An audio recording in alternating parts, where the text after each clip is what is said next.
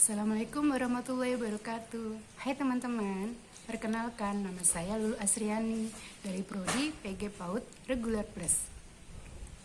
Di video ini saya akan menjelaskan materi tentang mata kuliah Bahasa Indonesia dengan judul Ragam Bahasa dengan dosen pengampu Ibu Wening Rahayu MPD, Universitas Pancasakti Bekasi.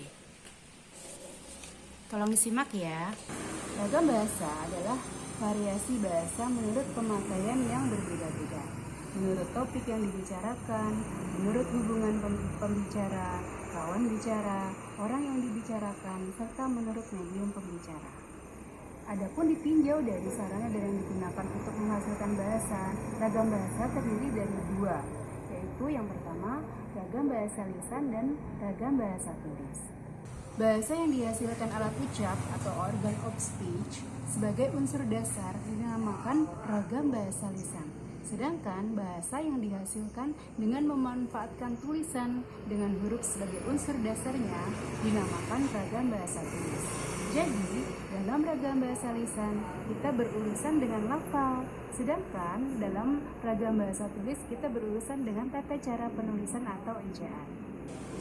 Sekarang kita beralih kepada fungsi ragam bahasa.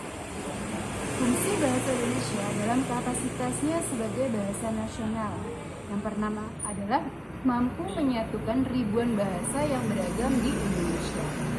Yang kedua, speaker Indonesia mampu. Yang ketiga, sebagai simbol kebanggaan nasional.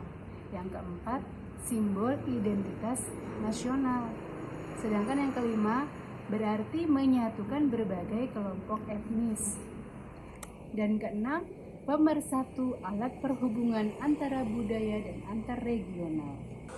Sekarang kita lihat fungsi bahasa Indonesia sebagai bahasa negara. Yang pertama yaitu sebagai bahasa resmi negara, bahasa pengantar dalam pendidikan.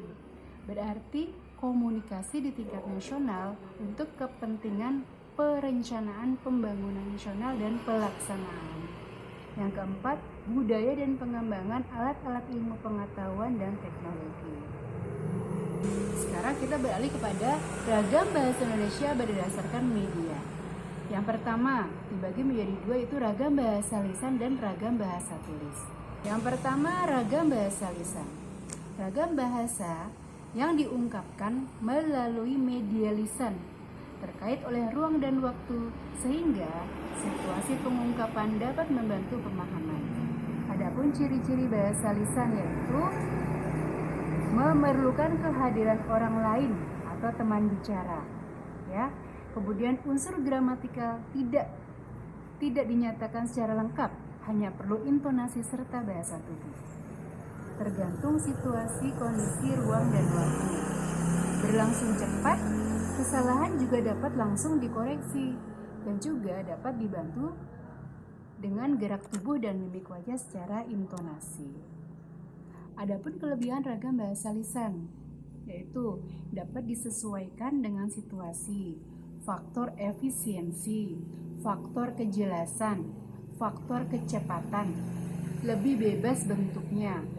Penggunaan bahasa lisan bisa berdasarkan pengetahuan dan penafsiran dari informasi audit, visual, dan kognitif. Adapun kelemahan ragam bahasa lisan yaitu berisi beberapa kalimat yang tidak lengkap, bahkan terdapat frase-frase sederhana. Penutur sering mengulangi beberapa kalimat.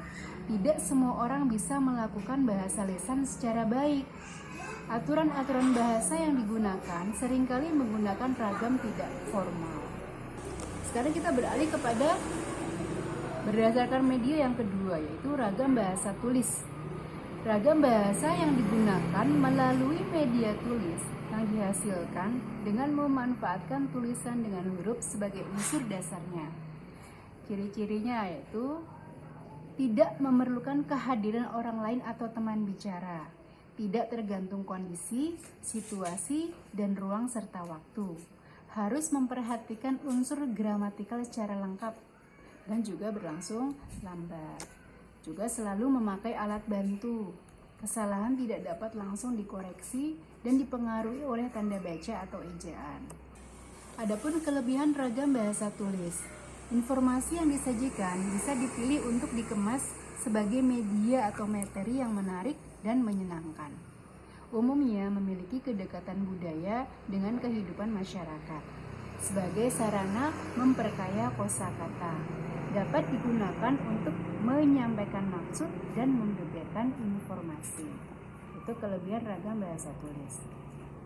Adapun kelemahannya dari ragam bahasa tulis yaitu alat atau sarana yang memperjelas pengertian seperti bahasa lisan itu tidak ada akibatnya.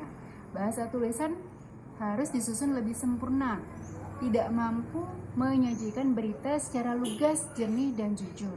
Jika harus mengikuti kaidah-kaidah bahasa yang dianggap cenderung miskin daya pikir dan nilai jual.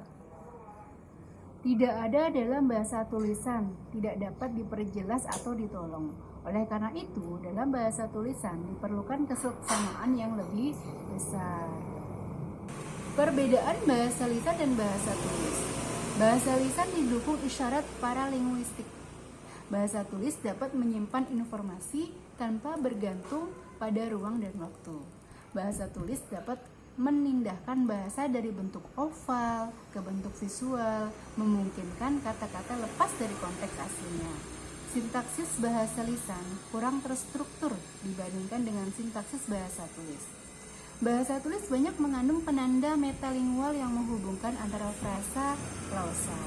Bahasa lisan jarang menggunakan konstruksi pasif. Bahasa lisan sering mengulang bentuk sintaksis. Bahasa lisan juga dapat diperhatikan. Adapun contoh-contoh perbedaan ragam bahasa lisan dan ragam bahasa tulis. Berdasarkan bentuk kata, tata bahasa, struktur kalimat, dan kosakata. Untuk yang sekarang kita beralih kepada tata bahasa ragam lisan. Contoh-contohnya ya. Nia sedang baca surat kabar. Ari mau nulis surat. Tapi kau tak boleh nolak lamaran itu.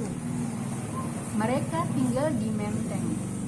Jalan layang itu untuk mengatasi kemacetan lalu lintas. Saya akan tanyakan soal itu. Yang kedua, ragam bahasa tulis. Nia sedang membaca surat kabar. Ari mau menulis surat. Namun, engkau tidak boleh menolak lamaran itu. Mereka bertempat tinggal di Menteng. Jalan layang itu dibangun untuk mengatasi kemacetan. Akan saya tanyakan soal itu. Sekarang kita beralih kepada kosakata dari ragam lisan. Contohnya, Aryani bilang kalau kita harus belajar. Kita harus bikin karya tulis. Rasanya masih terlalu pagi buat saya, Pak. Sekarang ragam tulis. Contohnya, Aryani mengatakan bahwa kita harus belajar. Yang kedua, kita harus membuat karya tulis. Rasanya masih terlalu muda bagi saya, Pak.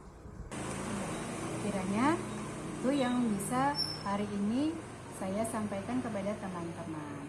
Untuk kurang lebihnya terima kasih. Wassalamualaikum warahmatullahi wabarakatuh.